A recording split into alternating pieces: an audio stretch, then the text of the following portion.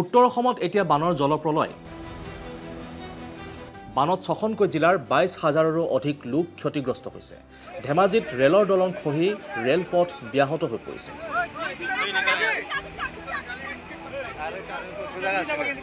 অসম ৰাজ্যিক দুৰ্যোগ ব্যৱস্থাপনা প্ৰাধিকৰণৰ তথ্য অনুসৰি কেইবাদিনৰ ধৰি হোৱা নেৰানেপেৰা বৰষুণৰ ফলত বৃদ্ধি পাইছে এতিয়া নৈ উপনৈসমূহৰ জলস্তৰ বিশেষকৈ অৰুণাচলৰ পৰা বৈ অহা পানীয়ে ক্ষতি কৰিছে ধেমাজি জিলাৰ ৰাইজক প্ৰথমে চাওক কেইটামান ভয়ংকৰ দৃশ্য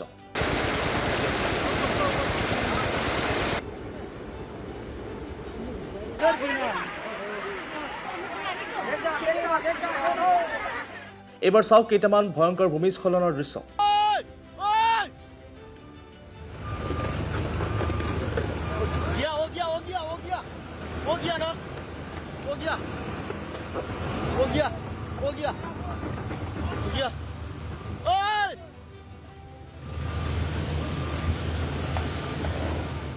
এই দৃশ্য হৈছে অৰুণাচল প্ৰদেশৰ লিকাবালি বাছাৰ পথৰ চিজি ব্লক পইণ্টৰ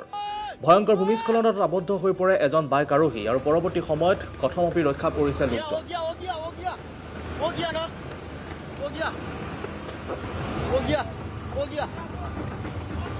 ইপিনে বানে বাৰুকৈ প্ৰভাৱ পেলাইছে ধেমাজি জিলাতো বানে প্লাবিত কৰিছে বহু গাঁও প্ৰতি বছৰে বানে জিলাখনত বিস্তৰ ক্ষতি কৰি আহিছে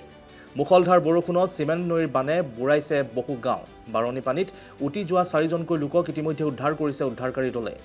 এই দৃশ্য হৈছে চিমেণ্ট নৈৰ ওপৰত থকা ৰেলৰ দলং ভাঙি যোৱাত সম্প্ৰতি ৰেল চলাচলত এতিয়া ব্যাহত হৈ পৰিছে যাৰ বাবে এতিয়া জোনাই মুৰকং চেলেকলৈ যোৱা ৰেল সেৱা দলং পুনৰ মেৰামতি নকৰা পৰ্যন্ত বাতিল কৰা হৈছে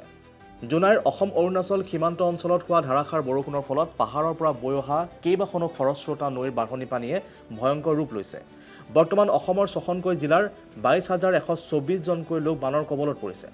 ধেমাজি নলবাৰী ডিব্ৰুগড় চিৰাং লখিমপুৰ আৰু কোকৰাঝাৰ জিলাৰ বানৰ কবলত পৰিছে দৃশ্যসমূহ পুনৰবাৰ আপোনালোকক দেখুৱাব বিচাৰিম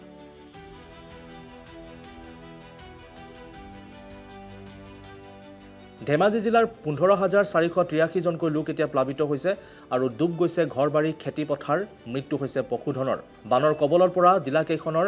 1,690 হেক্টৰকৈ কৃষিভূমি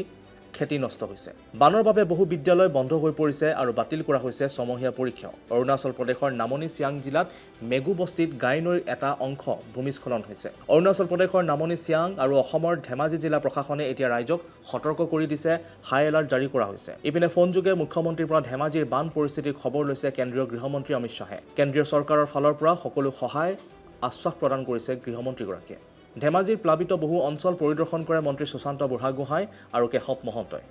বানপানীৰ প্ৰলয়ৰ আশংকাত এতিয়া ত্ৰস্তমান হৈ পৰিছে ধেমাজিৰ ৰাইজ কিন্তু প্ৰতি বছৰে বানত ককবকাবলগীয়া হয় ৰাইজ বানপানী ৰোধ কৰিবৰ বাবে চৰকাৰেও কোটি কোটি টকা খৰচ কৰি আহিছে কিন্তু আজিলৈকে নোলাল স্থায়ী সমাধান